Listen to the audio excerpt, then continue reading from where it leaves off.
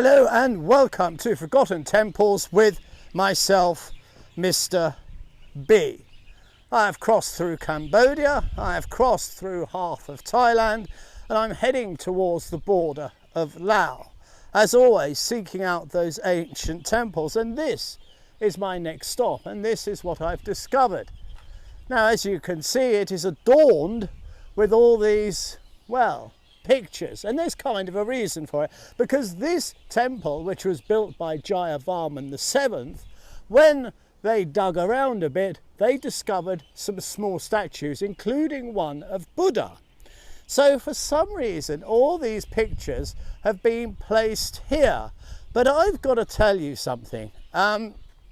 They're really rather tacky. I just don't think they should be here. I don't think they suit this environment at all, but that's just my opinion. Others, of course, may disagree. Now, this side, which I say was built by Jayavarman VII, is yet another hospital. We keep bumping into them in this area, and I'm starting to develop a bit of a theory about this, and I'll tell you that later on. But what is inside this doorway is something that's rather unique. So let me show you that first. Have a look at the position of that sun. It's going down now. It's late in the day. That way is west, and it's directly above this doorway. And here, if I move to the left to get out of the sun, we can see those images, which I don't much like here. But there is something I do like. And have a look. Somebody has put yellow carnations all throughout this wall. And it's not just this wall, it goes through the entire temple, so keep your eyes, they're dotted everywhere. But there's something else, and for that something else I'm going to have to lower my voice. This is terribly sweet. I'm removing my microphone because I want to show you something. Now, this has an element of danger because wild dogs are a real issue for me travelling. Bear in mind, I've done well over 50,000 kilometres, so the mother's not here at the minute. So let's have a look.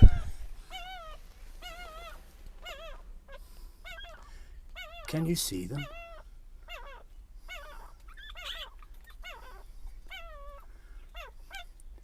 They are all alive, I assure you. That one is just asleep. But the mother has used this temple as a place of sanctuary for her puppies. And keep in mind, this is a hospital, so that's kind of relevant, isn't it? And here is the centre of it all. And it is here the tale can be told as to what this hospital was all about. Hospitals, it would be fair to say, are quite forbidding places. They're really places of pain and often of death. But this is very different, because at hospitals just like this, and there was about 70 of them, if I recall, that were built by Jayavarman VII, it was a whole new world, and not just one world, because we have to think of this mighty empire that forged these incredible temples. They did so by trade. Their tentacles spread out across many nations, India, China, and way beyond. And as they traded goods, they also traded information. And the way I look at it is those trade routes that spiraled out from the centre of the empire were like an ancient internet. For down those roads and those trackways, knowledge also travelled. I mean, for goodness sake, let's have a look at this and call it Exhibit A. It is a Hindu temple. They were built for Hindu gods. Those are very much the realm of India. So we can see how powerful the influence was of those trade routes. So as trade is going up and down, religious thought, fashion, clothes, recipes, and what could be the most vital element to any person, and that is knowledge about health.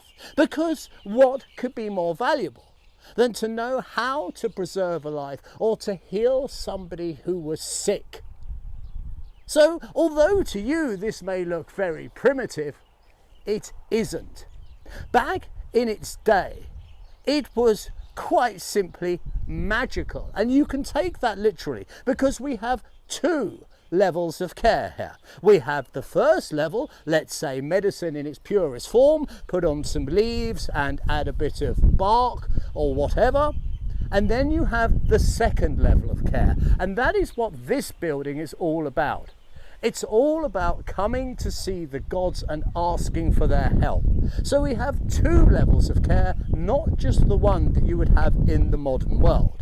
And believe me, to come to a place such as this, which was a power base of knowledge, as I say, grabbed from all the four kingdoms of the empire, you would have had to have gone on an incredible journey, because there wasn't so many of these. You could have spent days on the back of an ox cart bumping down dusty roads with a broken leg, a fever, malaria, who knows what. But when you got to here, it all changed. You can just imagine the relief that washed over people after all that journey and all that pain, to know that at long last there was a chance that they may be cured.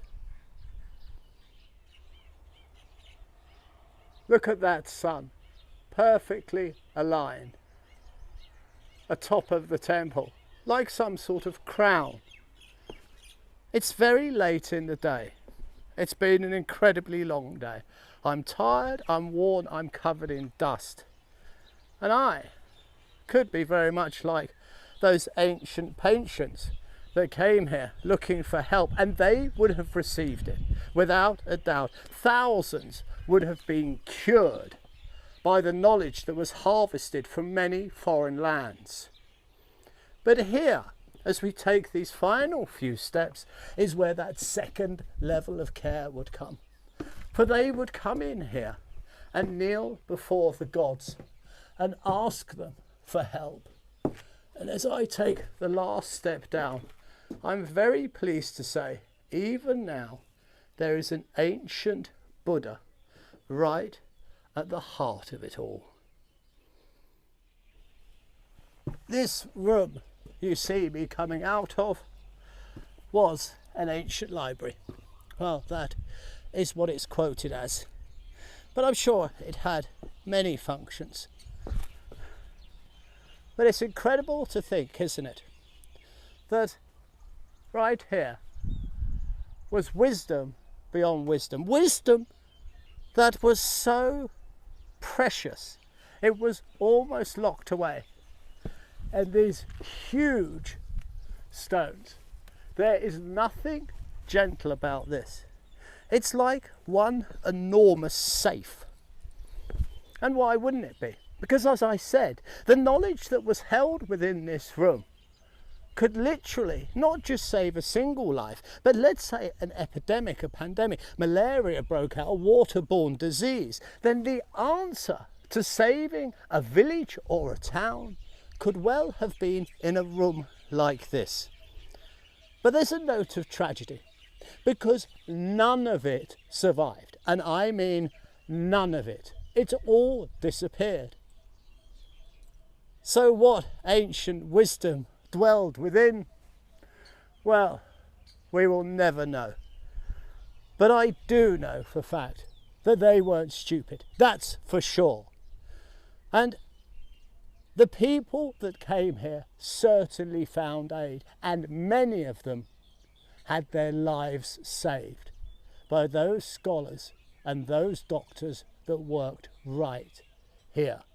And even to this day, we have a ward, shall we say, that's occupied because the puppies are in there as they start their life.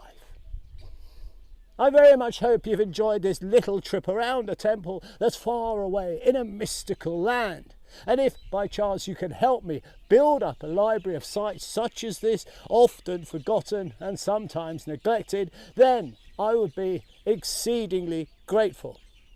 And how you do that is very easy. It's www.patreon.com/temples. Simple as that.